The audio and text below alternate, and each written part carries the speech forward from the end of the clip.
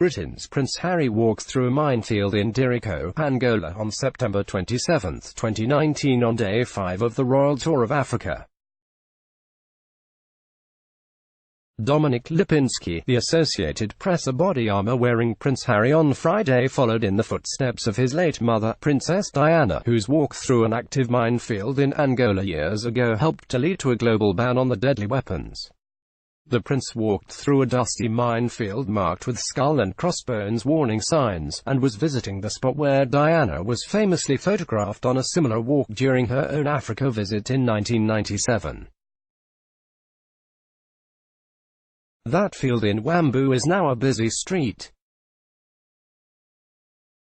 The southern African nation is now years past a grinding civil war and hopes to be landmine-free by 2025, a goal of scores of countries around the world. Landmines are an unhealed scar of war, Harry said in the town of Dirico.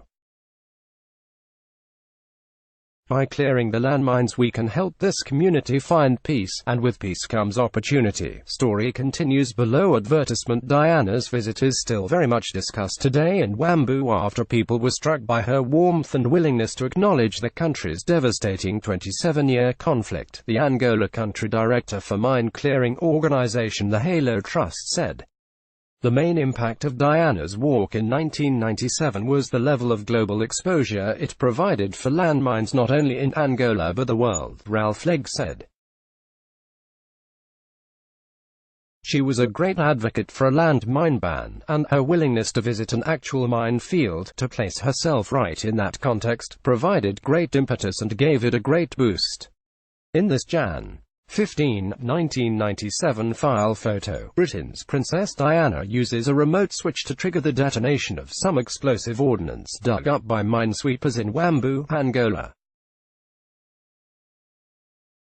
Giovanni Diffidenti, the Associated Press. The international ban on anti-personnel mines was signed that year and entered into force 2 years later. So far 164 countries have signed on. More than 48 million stockpile mines have been destroyed and 31 countries have been completely cleared of landmines, the Halo Trust said, while production of the weapons has almost dried up. Harry on his visit also remotely detonated a decades-old mine, met with mine-clearing teams and was visiting the orthopedic hospital his mother visited for her meetings with mine victims. I think that will be a very poignant moment of coming full circle, Legg said. Very striking once people compare those images from the two visits to see how far Angola has come. The world, however, is hardly free of mines, and Legg said Angola itself still has about 650 minefields left to clear. Some countries that remain heavily mined include Afghanistan, Syria, Ukraine and Yemen, and Afghanistan led the world with at least 2,300 casualties in 2017, according to the Landmine Monitor 2018 report. Myanmar was the only known instance of government forces actively planting the weapons in the year-long period between October 2017 and 2018, the report said. Story continues below. Advertisement. Story continues below. Advertisement. Britain's Prince Harry visited a demining project in Angola on Friday, where he detonated a landmine and met with community members. Reuters. Angola now hopes to turn some of its mine-free areas into sites for wildlife conservation and ecotourism. The prince was unveiling a project meant to protect wildlife corridors near the sprawling Okavango Delta, a rare inland delta in neighboring Botswana that doesn't flow into a sea or ocean and is home to several endangered species. Harry called on for international effort to help clear mines from the Okavango watershed in Angola.